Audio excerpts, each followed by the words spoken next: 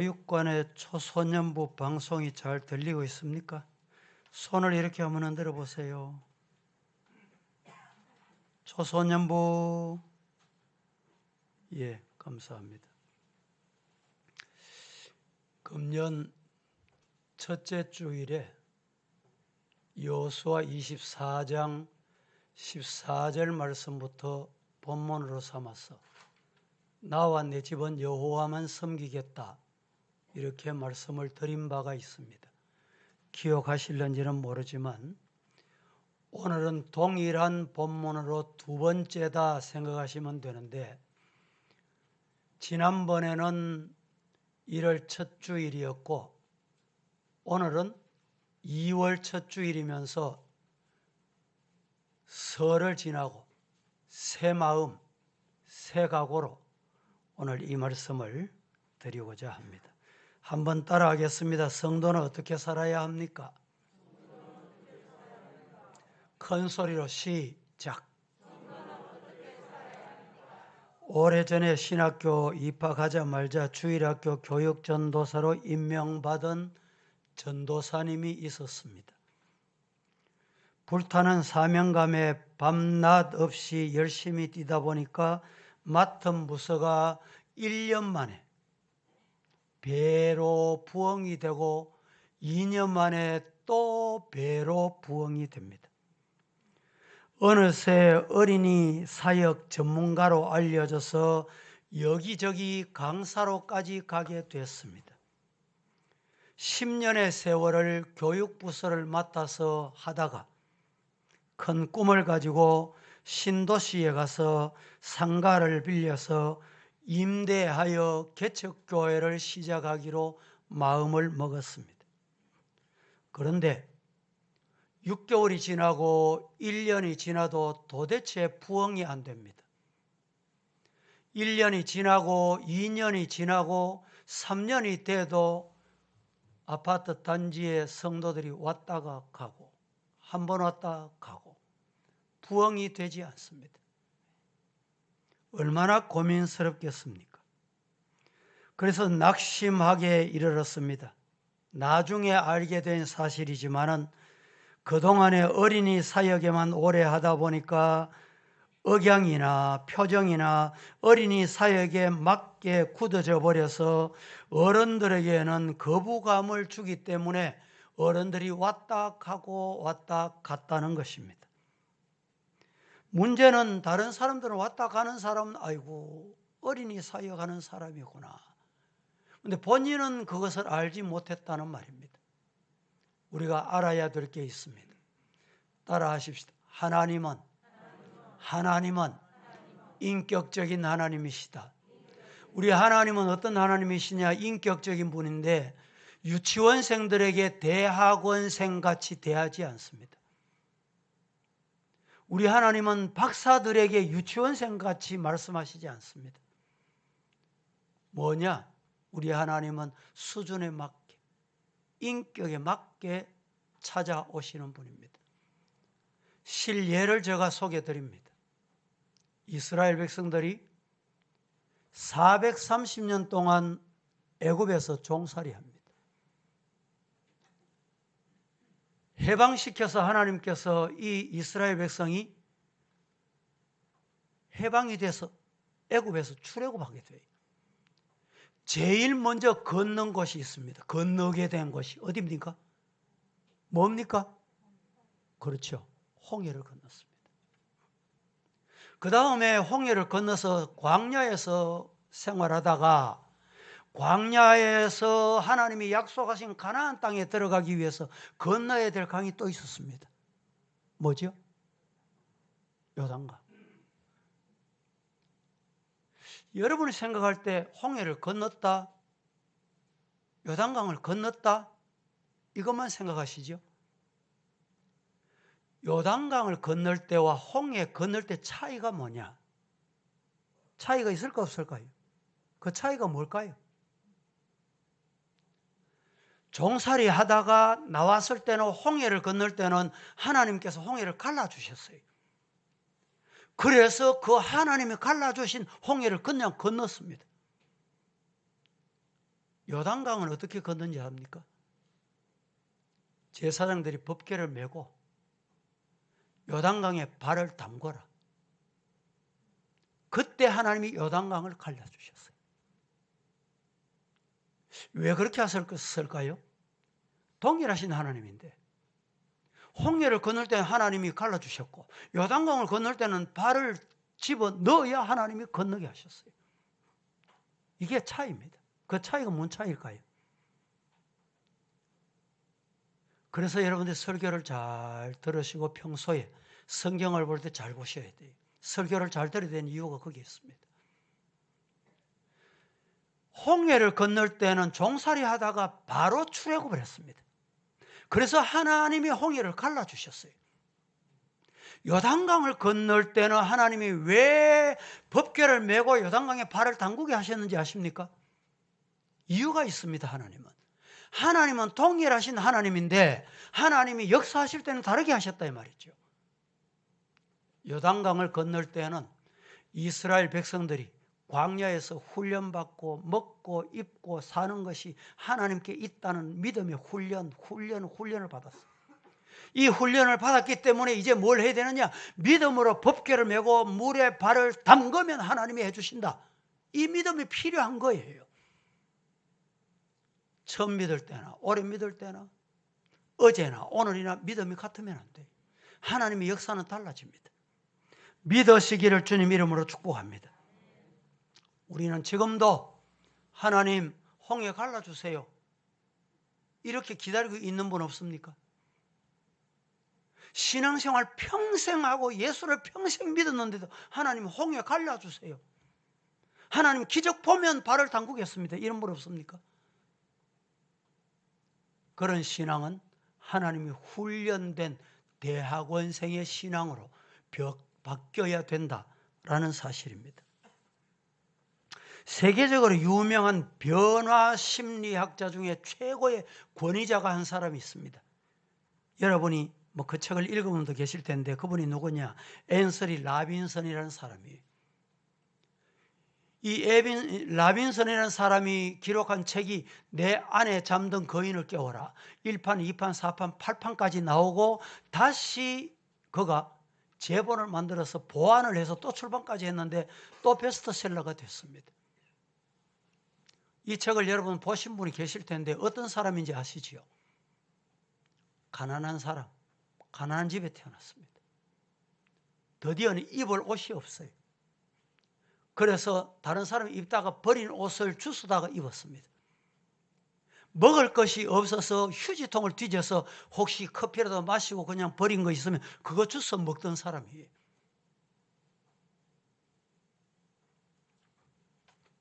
때로는 배우지 못해서 절망감.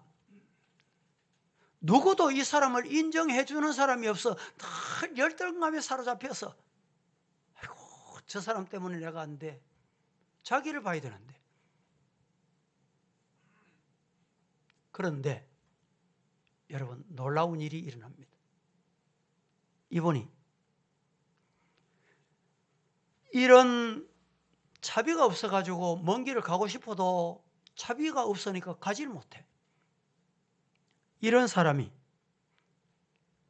국제 상공회의소가 선정한 세계 뛰어난 10사람을 뽑는데 10사람 손가락 안에 들어가게 됩니다. 나중에 이 책을 꼭 한번 보세요, 여러분. 어떻게 쉽게 말하면 요새 우리나라 말로 노숙자 노숙 생활을 하게 된 거예요.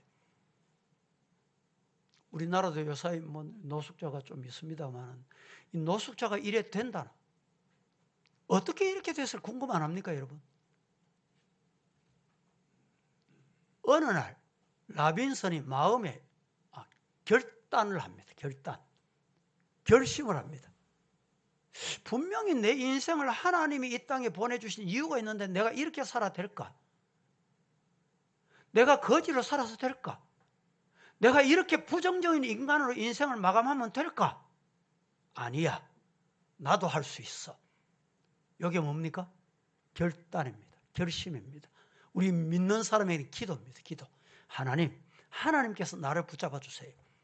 하나님의 손에 서임 받고 싶습니다. 그래서 이 사람이 세계적인 명강의자가 되고 내 안에 잠자는 거인을 깨워라. 오늘 이 말씀을 듣다가 여러분 마음속에 잠자고 있는 거인을 깨우시기를 주님 이름으로 축복합니다. 그러면 하나님의 놀라운 역사가 일어날 줄로 믿습니다. 오늘 15절 말씀에 보면 이렇게 말합니다. 만일 여호와를 섬기는 것이 너희가 좋지 않게 보이거든 너희 조상들이 강 저쪽에서 섬기던 신들이든지 또는 너희가 거주하는 땅에 있는 아모리 족속의 신이든지 너희가 섬길 자를 오늘 택하라. 오직 나와 내 집은 여호와만 섬기겠노라. 이게 뭡니까? 결심, 결단, 신앙입니다. 그래서 오늘 본문을 통해서 14절 한 절 속에서 성도가 어떻게 살아야 하는지를 여러분 발견해내야 돼요. 제가 이 말씀을 드립니다. 찾아내세요. 그게 내 마음에 와 닿는 말씀이 돼서 내 마음을 움직이고 내 영성을 움직이고 내 여러분 생각을 움직여서 결단하는 기도의 시간이 되기를 주님 이름으로 축복합니다. 첫째, 성도는 하나님을 경외하며 살아가야 합니다. 다 같이 시작. 여기에 오늘 본문의 14절에 보니까 경외한다. 뭘? 성도가 하나님을 경외하며 살아라. 경외가 뭔지를 알아야 돼요. 하나님 경외하면서 살아야 됩니다. 경외라는 말을 원어에서는 두려워한다, 무서워한다. 하나님이 너무너무 높으신 분이어서 하나님의 이름, 과거에는요 이스라엘 백성들이나 이 성경을 읽다가 야훼, 여호와, 하나님 이름이 나오면 성경을 그대로 두고 나가서 입을 다시 양치질하고 손을 씻고 와서 여호와, 여호와. 제가 요사이 성경을 이 새벽기도 때 읽잖아요. 이런데 그 성경을 보면 여호와라는 말이 수도 없이 한 장에도 수십 번 반복돼서 나옵니다. 이 뭔 말입니까? 하나님이 하셨다, 살아계신다, 믿어라, 따라가거라 이 말입니다.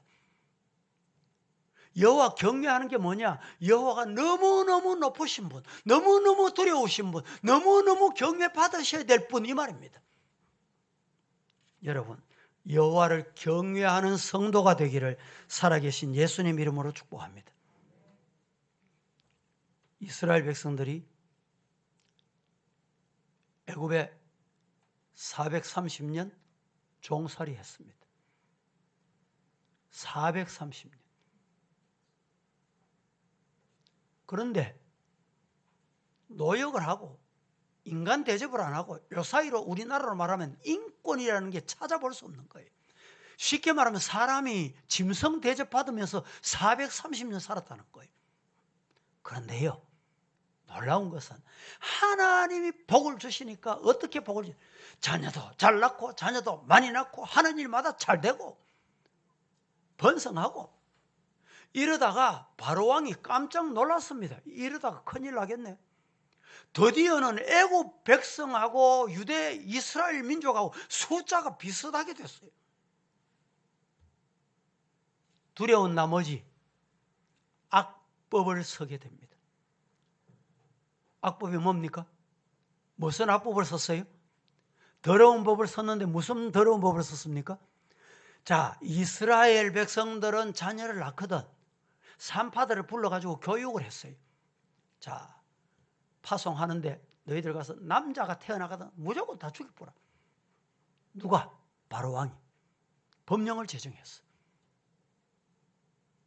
이 왕이 한마디 하면 그게 법입니다.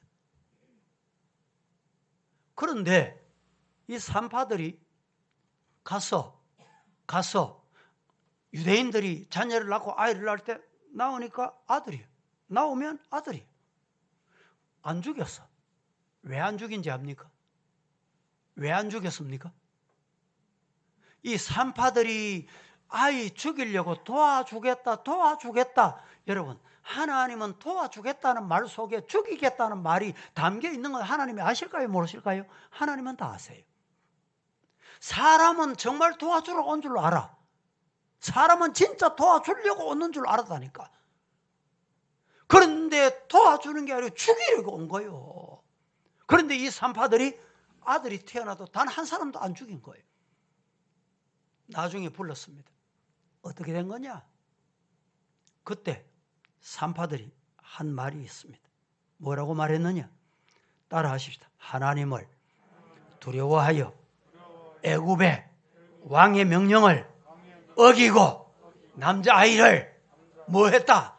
살렸다. 하나님의 명령을 두려워했다. 여기 두려워 출애굽기 1장에 하나님을 두려워 요 단어와 오늘 여호수아서 24장 14절의 경외라는 말과 동의어 같은 말입니다. 여러분, 하나님은 다 아세요. 그래서 하나님 앞에 두려워해야 돼요. 그 진짜 두려움이 경외하는 겁니다. 하나님 무서운 줄 모르고 하나님 살아계신 줄 모르고 내 하고 싶은 행동, 더러운 행동, 가고 싶은 대로 하고 싶은 대로 하면 하나님이 아신다 이 말입니다. 시편 34편 9절 성경 한번 보겠습니다. 짧은 절인데 시작. 너희 성도들아 여호와를 경외하라. 그를 경외하는 자에게는 부족함이 없도다. 성도들아 여호와를 어떻게 해라? 경외해라. 요 경외라는 말이 출애굽기 1장에 두려워했다. 요 말과 같은 단어입니다. 여호와를 경외해라. 경외하면 어떻게 되느냐? 그를 경외하는 자에게는 따라합니다. 부족함이 없다. 할렐루야입니까? 예. 우리가 여호와 경외하는 한 해, 정말 하나님을 두려워할 줄 아는 신앙인, 그렇게 금년 한 해 신앙생활 하나님 앞에 살아가시기를 예수님 이름으로 축복합니다. 두 번째로, 성도는 하나님을 경외하며 살아야 되고, 두 번째는 성도는 하나님을 온전히 섬기며 살아야 됩니다. 온전히. 14절 한 번 더 봉독해 보겠습니다. 다 같이 시작. 그러므로 이제는 여호와를 경외하며 온전함과 진실함으로 그를 섬기라. 너희의 조상들이 강저쪽과 애굽에서 섬기던 신들을 치워버리고 자, 하나님을 온전히 섬겨라 이렇게 말합니다. 하나님은 살아계십니다. 하나님은 전능하십니다. 하나님은 모르시는 것이 없으십니다. 그런 하나님께서 눈동자처럼 눈에 보이는 것만 아니고 우리 마음까지 다 보고 계세요. 마음. 믿습니까? 마음을 다 알고 계신다니까. 오늘 본문에 그러므로 이제는 온전함으로 그를 섬기라. 여기 온전함. 온전함이라는 원어의 뜻은 뭐냐? 흠 없는 것. 이런 뜻이 담겨 있습니다. 구약 시대 때 이스라엘 백성들이 제사를 드릴 때 여러분 짐승 절름발이 눈 없는 거, 흠 있는 거 이런 걸 못 드렸어요. 하나님이 안 받으실 거예요. 왜 그러냐? 이 제사가 신약에 오실 메시아를 예표하기 때문에 이 땅에 인간은 모두 다 흠 있고 점이 있어요. 그래서 어느 누구도 자생적으로 하나님의 자녀가 될 수 없고 하나님 부를 수가 없어요. 그래서 흠 없신 분이 이 땅에 오셨어요. 영지주의자들은 아이고 거룩하신 하나님이 어떻게 인간의 몸을 입고 이 땅에 왔냐. 그래서 성육신을 부인합니다. 부인해. 안 믿어. 여러분, 내 힘으로, 내 방법으로, 내 노력으로 하나님 앞에 나갈 수 있는 오고 온 인간도 없고 지금시 이 땅에 살고 있는 인간 중에도 없고 앞으로 오고 올 인간도 어느 누구도 없습니다. 누구 이름으로 나가야 돼요? 예수 이름으로. 왜? 예수님이 흠 없으시기 때문에. 여러분들이 예배를 드릴 때 온전함으로 예배 드리시기를 주님 이름으로 축복합니다. 여기에 성도가 온전함으로라는 말은 몇 가지. 언행이 온전해야 돼요. 언행이. 말과 행동이. 둘째는 가정생활이 온전해야 돼요. 셋째는 사회생활이 온전해야 돼요. 넷째는 교회 생활이 온전해야 돼요. 교회 생활이 온전하다. 이게 뭔지 아십니까? 여러분들이 주일쯤 되면 토요일쯤 샤워도 하고 주일 아침에 일찍 일어나서 준비도 하고. 왜? 내가 하나님 앞에 온전히 드려야지. 이런 마음으로 머리 단장하고 시간을 잘 맞추어서. 그게 예배가 온전한 예배예요. 찬송을 드리는데도 내가 기분이 좋으면 소리 내고 내가 기분이 안 좋으면 소리 안 내고, 이 온전함이 아니에요. 제가 늘 말씀을 드리지만 여러분, 설교를 통해서 은혜 받아야 되죠. 은혜 받으시기를 주님 이름으로 축복합니다. 그런데 문제는 설교를 통해서 은혜 받기 위해서 교회 오시면 안 돼요. 교회 어떻게 와야 됩니까?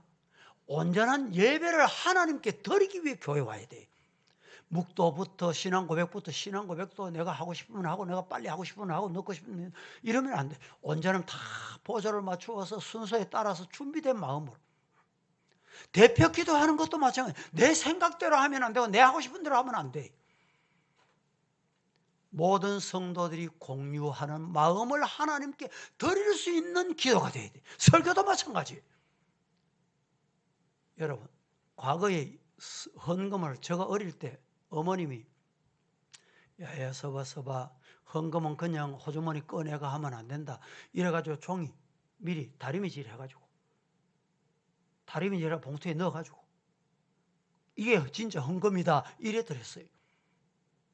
여러분 헌금 드릴 때 손 넣어보고 손이 집히는 대로 그냥 헌금하시면 안 돼요. 이게 온전함이 아닌 거예요. 여러분 설교를 들으실 때도 처음부터 끝까지 시작부터 마지막까지 말씀이 하나님이 주의 종을 통해서 내게 주시는 말씀, 내 마음 머리끝부터 발끝까지 마음도 생각도 다 씻어 내리시고 하나님이 정결케 해주시기를 바랍니다. 이렇게 받아야 그게 온전한 설교예요. 설교를 내가 받고 싶고 내가 취소 선택할 수 있는 게 아니에요.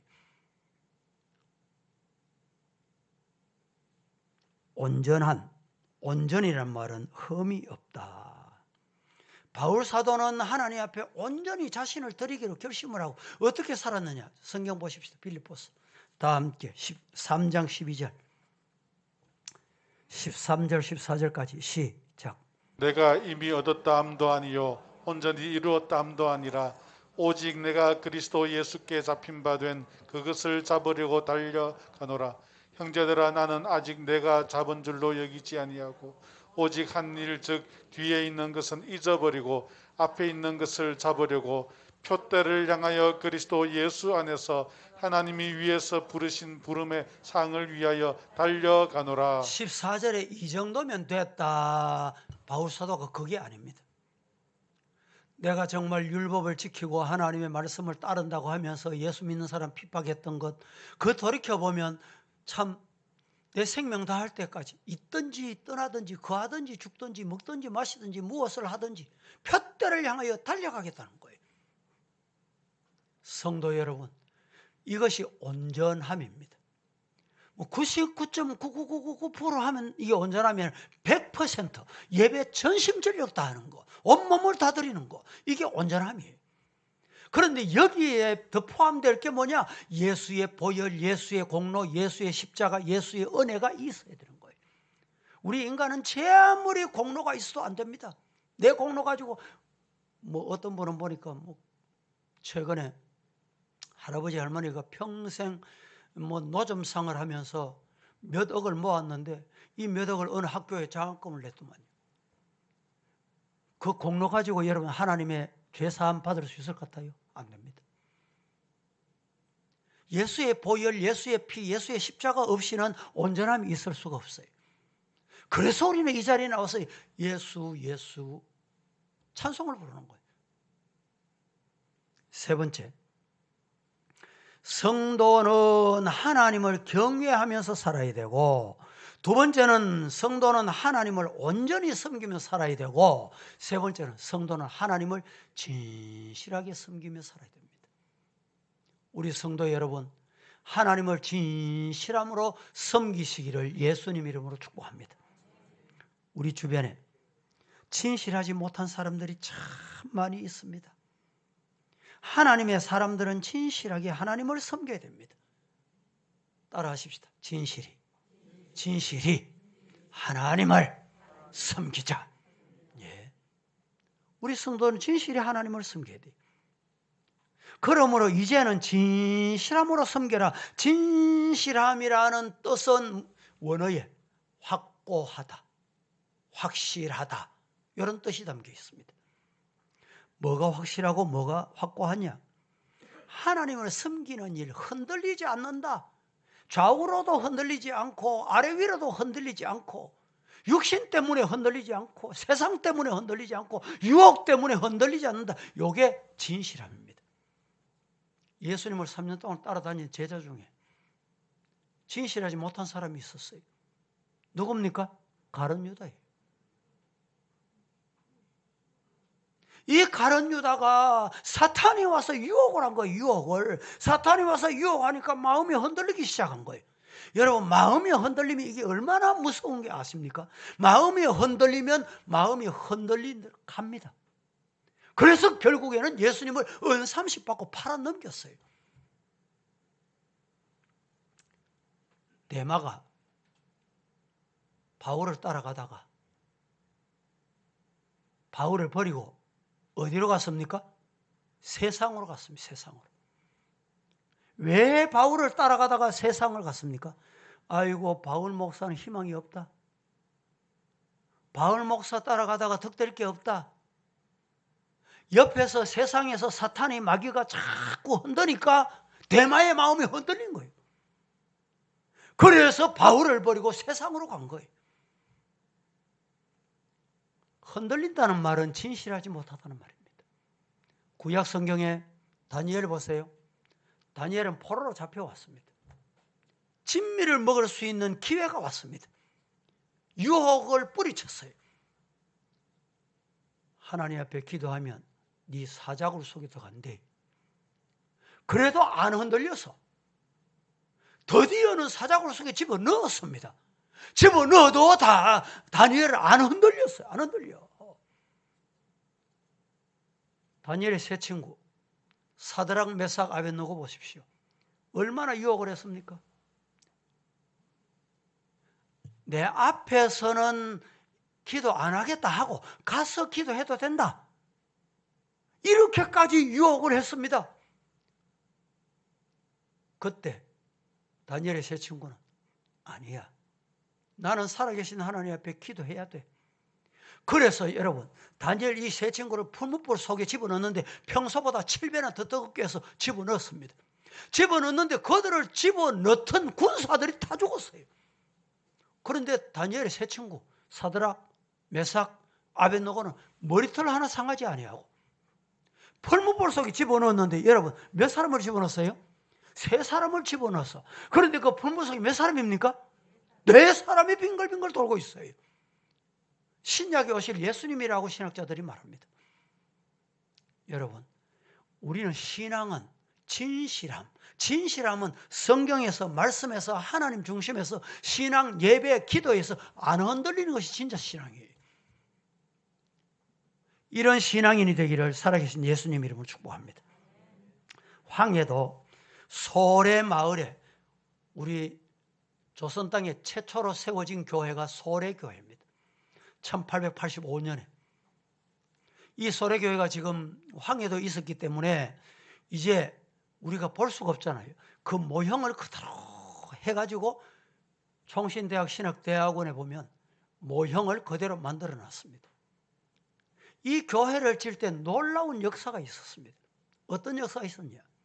서상률이라는 그 당시에 평신도입니다. 우리 한국 교회는 그냥 여러분 이렇게 부흥된 게 아닙니다. 사도행전 역사를 이어가는 이 역사가 어떻게 이런 지도자가 있었기 때문에 이분이 나중에 장로가 되고 정말 순교의 제물이 됩니다. 서상륜 이 평신도가 그 당시 소래교 기역자, 왜 기역자를 지었느냐? 남녀가 따로 앉아야 되기 때문에 남자가 안 보이고 여자 안 보이는, 남자는 이쪽에 여자가 이쪽에, 이 강단에 서서 이제 이 양쪽으로 보고 하는 거예요. 그래서 기역자 교회를 지은 겁니다. 그 교회를 짓다가 기와를 올려야 되는데 교회가 기와 올릴 돈이 없어. 교회를 건축 중단을 해야 돼. 이 일을 어찌하면 좋을꼬? 서상륜이라는 성도가 그 당시에 아주 부자였습니다. 나는 아래채 가도 돼. 내 집은 아래채 가서 살아도 돼. 이렇게 하고 자기 위채, 본체의 지붕에 기와를 뜯어가지고 그 기와를 가지고 교회 기역자 소래교회를 덮은 거예요.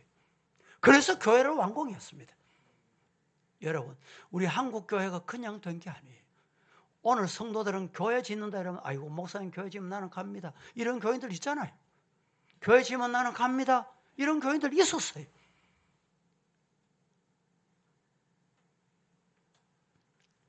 여러분, 하나님의 손에 붙들림 바 되기를 예수님 이름으로 축복합니다. 한 가지 이야기하고 마치겠습니다. 오래전 이야기입니다. 영국에서 있었던 사건입니다. 런던에 템스라는 강이 있습니다. 템스 강변에서 어떤 이제 외국인이 이 강변을 이렇게 거닐고 있는데 노숙자, 오늘로 말하면 험난한 옷을 입고 털이 수염이 있고 머리도 뭐 감지 않고 이런 사람이 바이올린을 가지고 바이올린 이렇게 연주를 하는데 지나가는 사람은 아무도 관심이 없어.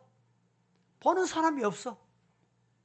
그 거린에게 누가 뭐 구제하는 사람도 없는 거예요. 그 앞에 모자는 갖다 놨는데 모자에 동전도 하나 없어. 그래서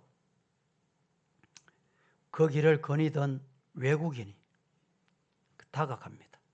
다가가서 노인 열심히 연주하고 있는 그 연주 모습을 물끄러미 쳐다봅니다. 그래서 이렇게 말을 건넵니다.